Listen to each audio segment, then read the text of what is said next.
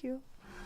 You're listening to The Mouth. Every Friday on Source FM. You're listening to The Mouth.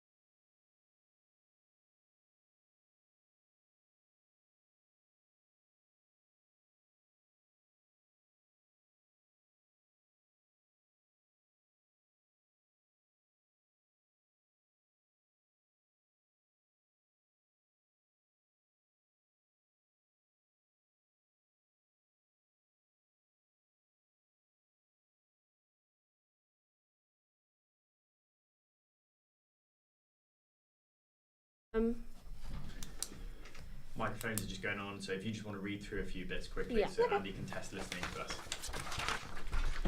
And So since this is live now, just don't make any noise. Are we going to do the jingle or no? Okay. Just read through. This is The Mouth, your go-to radio show for all things Falmouth and beyond. I'm Georgia Lowe. I'm Damien Miller. And I'm Katie Windsor. Our headlines today. Worries about a lack of funding in mental health services for Cornwall. Will young Cornish people have somewhere to live that they can afford? We put the local MP under the spotlight. Falmouth is at the centre of the AI debate. Now the big question is how it affects the environment. And of course, we'll also be bringing you the all-important weather, surf, what's on updates. But first, the news. There has been a rise in the mental health struggles in young people in Cornwall.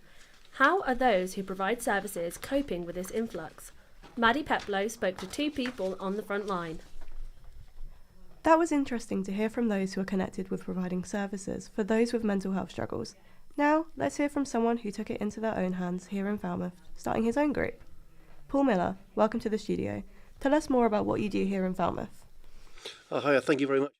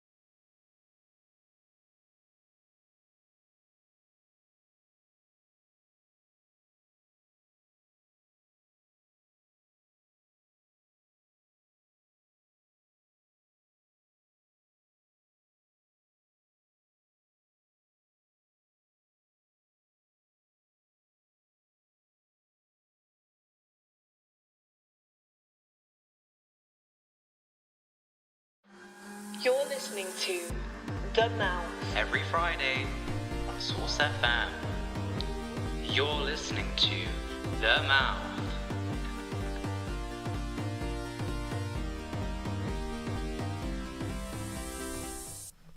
This is The Mouth, your go-to radio show for all things Falmouth and beyond. I'm Georgia Lowe. I'm Damien Miller. And I'm Katie Windsor. Our headlines today. Worries about a lack of funding in mental health services for Cornwall. Things are a lot tougher now in the sense of pressure, especially with things like cost of living, like the transport crisis. Will young Cornish people have somewhere to live that they can afford? We put the local MP under the spotlight. So there was a time when Cornwall was quite good at building affordable housing, but that's dropped off in the last few years. It's been much harder, I think, since COVID in Ukraine. Falmouth is at the centre of the AI debate. Now the big question is how it affects the environment. It's really important for all of us of all generations to begin talking together about what it means to resist it. At the very least, refusing to have it in our universities. You're listening to The Mouth. And of course, we'll also be bringing you the all-important weather, surf and what's on updates. But first, the news. There has been a rise in mental health struggles in young people in Cornwall. How are those who provide services coping with this influx? Maddie Peplow spoke to 2 people on the front line. A recent NHS survey shows that 1 in 5 8 to 25-year-old is living with a probable mental disorder. I spoke with Aisha Lord, Vice President of Falmouth University, and Kathy Kessel from Cornwall Council about funding pressures and what young people can do to support their own well-being. Mental health services will be funded by things like national lottery funding or other NHS type funding, which is separate to the council. A lot of our funding comes from central government for this provision. And the government's, there was only sort of the budget yesterday, and there's new services being proposed, like something called Connect to Work, which will help people with a one-to-one advisor who will support with health or mental related health barriers to go into things like work. An issue with, levels of funding. There's a lot of services are working at capacity because of the levels of demand. There's a variety. Aisha believes that more could be done by the government to support these organisations. Never be enough in the sense of we're always going to need more help, and I think a lot more could be done by the government to help all of these different groups of people who have tried to go through the NHS for help, or even if it's for things like awareness and understanding through diagnosis, or for counselling or anything like that, maybe medication. They ended by offering advice on how to support your well-being. Things like education training, that can be a great thing to help people that have mental health issues. To be in things like work and education, it can be a very positive and have a positive impact on people's lives. To sort of not sit there in isolation. Talk to your friends, talk to your family. That was interesting hearing from those who are connected with providing services with mental health struggles. Now let's hear from someone who took it into their own hands here in Falmouth, starting his own group. Paul Miller, welcome to the studio. Tell us more about what you do here in Falmouth. Thank you very much for inviting me along. So I set this group up back in March, and basically the group's called Men Walking and Talking. It's an actual national group now. It started back in 2001 by a guy called Dan Reed up in the Midlands, and there are now 50 groups nationwide. I set the first one up in Cornwall, and it goes all the way up to Paisley in Scotland.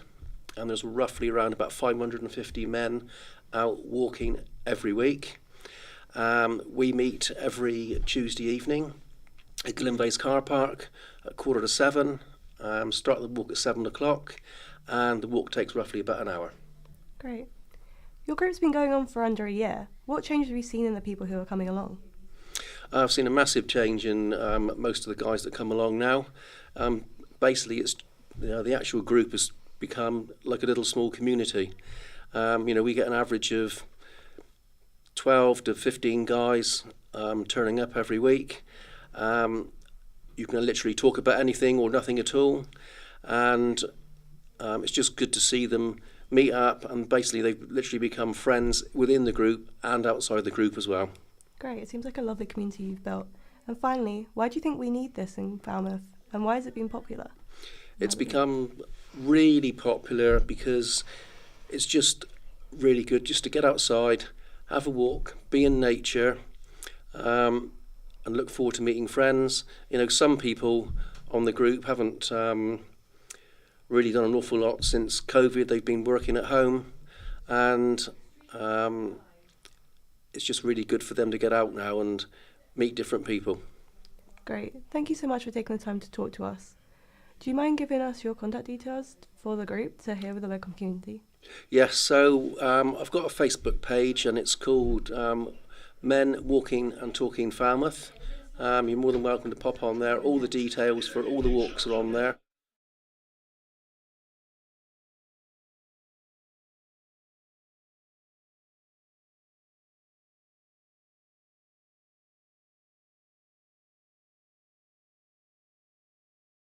So we're just going to... Okay. That was interesting hearing from those who are connected with providing services for those with mental health struggles. Now let's hear from someone who took it into their own hands here in Falmouth, starting his own group. Paul Miller, welcome to the studio. Tell us more about what you do here in Falmouth. Thank you very much for inviting me along. Very kind of you. So basically I set a men's walking and talking group up in Falmouth back in March. We meet every Tuesday evening at 7:15 at Gillen Vase car park in Falmouth. The walking group is open to men aged 18 and over. And basically the group started up back in 2021 up in the Midlands, and I just came across it by accident at the beginning part of the year and set the first walking group up in Cornwall. Great. It feels like a really good community you've built. As you've been going for under a year, what changes have you seen in the people who are coming along? I've noticed a lot of changes in quite a few of the men that have come along.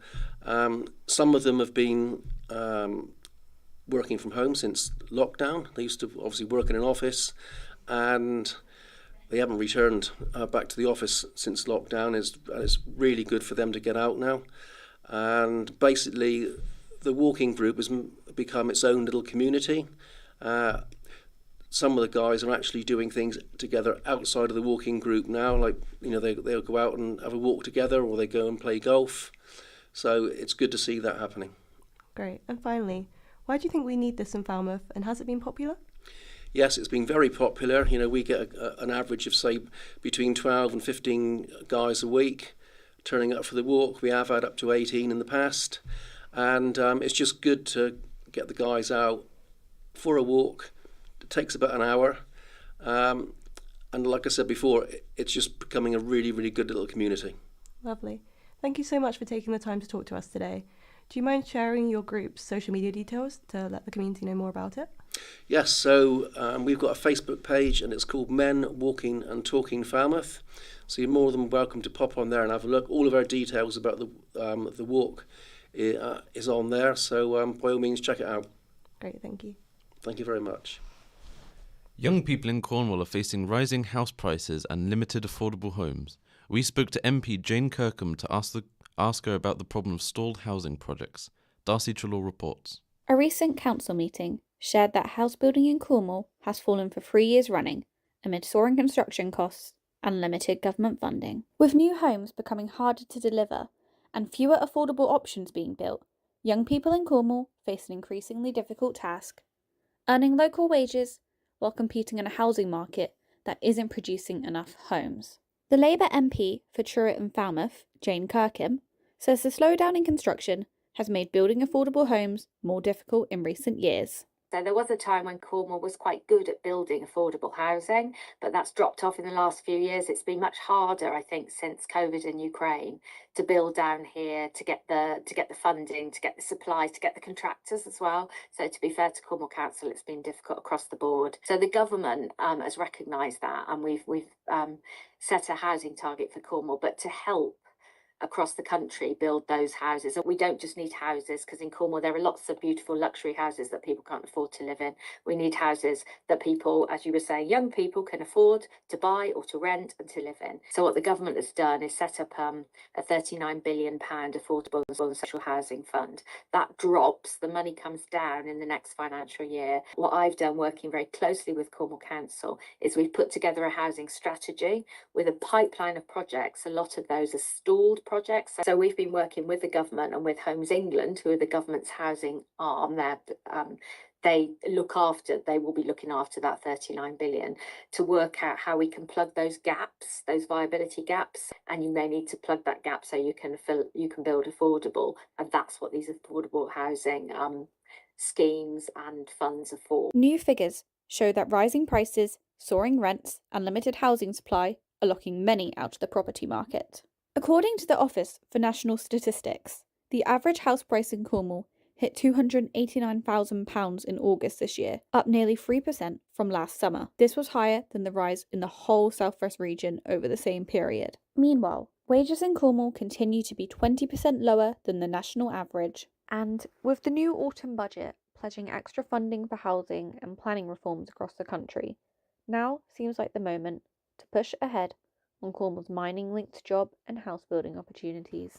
The other thing we really need to do is make sure we've got the jobs here that pay enough that you can afford housing. We're working very hard. I'm coming back to Cornwall tomorrow for the announcement of the critical minerals strategy. So we're going to start mining lithium and tin again in Cornwall. And those jobs will be high value jobs. They'll be jobs that people will be paid sort of £40,000 plus to work in. And those are the kind of jobs we need in Cornwall for our young people so that they can get on the housing ladder as well. We spoke to Deanna, a 21-year-old first-time buyer from Camborne. So a really big hardship along the way was realising that by myself I would never be able to get a mortgage.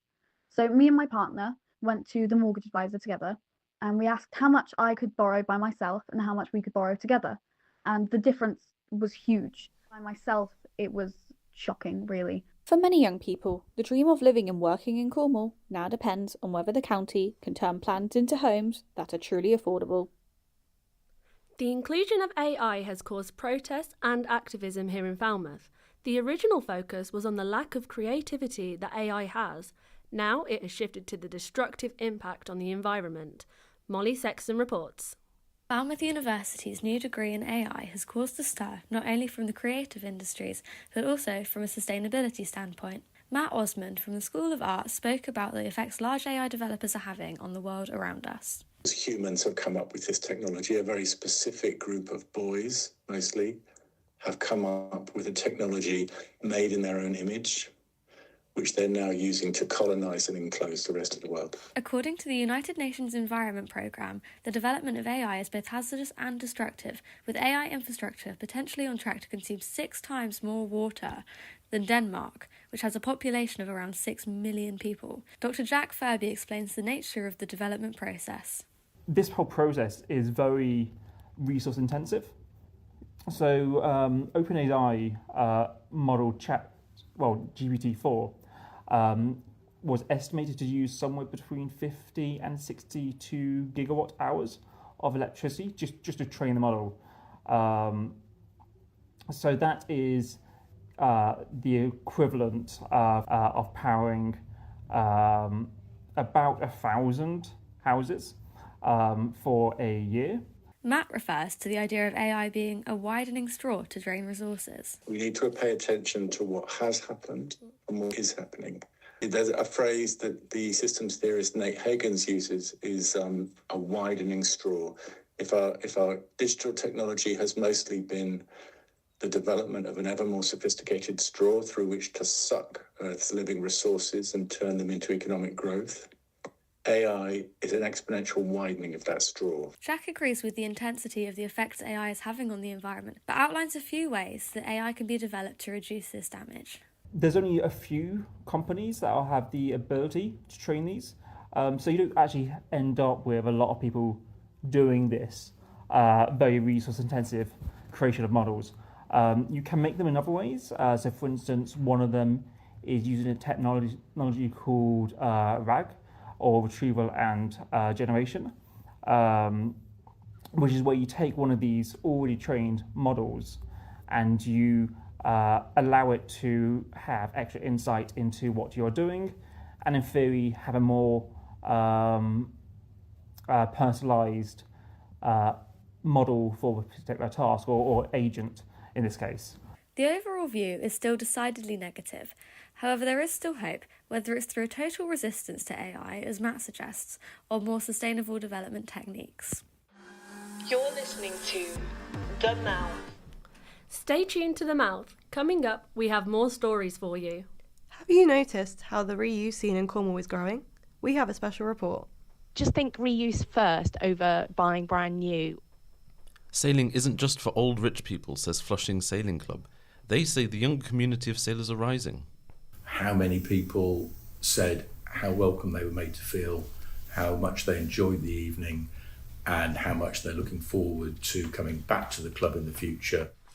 Truro's beloved Christmas market runs for its 5th year in a row. We look into the phenomenon of Christmas markets here in Cornwall. I am absolutely feeling the Christmas spirit. You're listening to The Mouth. Across Cornwall, second-hand shopping isn't just having a moment, it's becoming a movement. Malison James has been finding out more about how the revival of reuse is impacting Falmouth. From vintage jackets to recycled sofas, Cornwall's love for second-hand shopping is growing fast. And now that shift in how we buy lines up neatly with Cornwall Council's long-term resources and waste strategy, a plan built around reducing waste and giving items a second life. To think first before they go and buy brand new. Could they buy something, or could they find the item they're looking for at one of our reuse shops instead? Nationally, more of us are choosing second-hand than ever before. A BRC Opinium survey found rising demand across 7 out of 10 product categories, and eBay's latest report says Brits are now the most active second-hand shoppers in the world. But here in Cornwall, that trend has a local twist. At the heart of the county's reuse push are the reuse shops, run in partnership between Suez and Cornwall Council. We spoke to Renew manager Rebecca Parry. We have Kerno reuse shops situated at 7 of our household waste recycling centres in Cornwall. We have our new shop opening in Helston, so that will be shop number 8 in Cornwall, and we're planning on opening that before the end of November. People can bring in items that would have otherwise been thrown away. We then clean the items, price the items, and then put them back out for sale, so they're nice and affordable for communities. And it means we're saving more items from going in the waste, and we're helping support those who are possibly struggling with the financial strains of life at the moment. The council's plan sets a goal to reuse, recycle or compost at least 65% of Cornwall's household waste by 2035. We've saved almost 400 tonnes of items from going into the waste stream. The 400 tonnes equates to roughly 74,000 individual items that we've saved. But it's not just council schemes with appliances and furniture finding new homes. Thrifting, second-hand clothes shopping is also booming. ThreadUp says 76% of UK millennials now shop second-hand, and nearly 2 in 5 items in a Gen Z wardrobe are thrifted. We spoke to Gemma Mackenzie, owner of Thrift Cornwall. So thrifting is obviously hugely sustainable. I think thrifting is becoming so popular. There's such an overconsumption of fast fashion. Way too many clothes are being produced and get thrown away. And I think it's that finding things that are unique and personal to you and you know you're not going to see anyone else wearing. And it all connects, from reuse shops to charity rails and vintage boutiques. Cornwall's second-hand scene is keeping thousands of items out of the bin. On the shores of Cornwall, young sailors are learning skills that go far beyond the water. Flushing Sailing Club's volunteers hope their work will keep Cornwall's seafaring spirit alive for generations to come. Georgia Lote has this report. Flushing Sailing Club has been a part of village life for more than a century. To understand how it's adapting for the future, I spoke to Peter Harvey, the club's commodore. The club was set up over 100 years ago in 1921, and this was for the ordinary working people to go sailing and racing during the week. And it's been going in a similar way ever since. He says that bringing in younger sailors is now essential. And we're particularly interested in attracting younger generation of people to the club because they're the future of the club.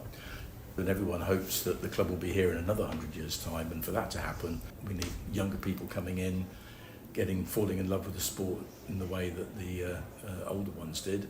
But sailing can seem expensive and inaccessible. Peter says the club is working hard to remove those barriers. If you wanted to go sailing on a keel boat, you've either got to get one of your own, which is expensive, or you've got to find someone who's got one and is looking for crew.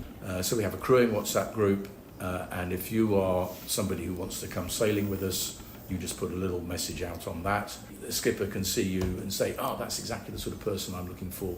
On a lot of our boats, particularly if it's not a too challenging day, skippers are really comfortable to take people who haven't sailed before. And the effort is paying off. The number of young people taking part has grown noticeably.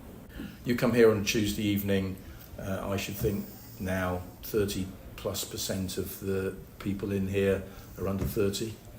And I think if you come, let's say 10 years ago, it would have been much smaller number, I think. Inside the clubhouse, that shift is easy to see. Izzy Friend, a trustee at the club, says younger members quickly build confidence, both on the water and off it. I mean, your confidence on the water completely changes. I think within the club, everyone is so open to everyone being here. It's not like all the young people sit one end, the old lot. It's you have everyone on a table just enjoying the experience of it. And for Izzy, watching new sailors find their feet is what makes all the effort worthwhile. Just seeing the smiles on everyone's faces. To be able to be part of something that is open to so many people. So it's a real community bringing everyone together. With more young people joining each season, Flushing Sailing Club hopes the next generation will keep the sport and the community thriving for years to come. The Christmas market in Truro always draws a big crowd. If you're in need of any gifts, small businesses from Cornwall say consider supporting them over the festive period.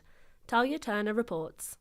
Truro Christmas Market and Late Night Shopping returns for its 5th year in a row, hosting many local artisan businesses and bringing Christmas joy all round, even through the harsh weather. I am absolutely feeling the Christmas spirit. For businesses, the Christmas Market is a great way to bring traction to their stores. With a vast range of food stalls and homemade goods, it's a great place to shop locally and support small businesses, whilst finding the perfect gift for Christmas. I spoke to Joe Onder of Cookie Queen to find out what it's like to have a stall at the Christmas market. Would you say that the Christmas market is bringing some much needed joy during the harsh weather? Absolutely, yes, it brings out all the people and we bring all the sugar. And is the Christmas market good for your business and bringing in lots of customers? Yeah, definitely, yeah, and it's really nice that they get to see all of the other traders that are at the market as well as our own customers coming to see us.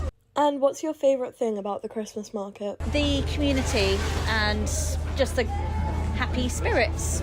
I also spoke to some locals to see if they too were enjoying the Christmas spirit. I think that it's beautiful and it's really good for the economy in Truro because it brings a lot of traffic from people up country and everything, and it's really good for the community because it brings so many people together and it's really pretty and nice. I think it's really cool, lots of stuff to do. I am absolutely feeling the Christmas spirit. The Christmas market and late night shopping is running till December 24th and is a great way to support local businesses and share some Christmas joy.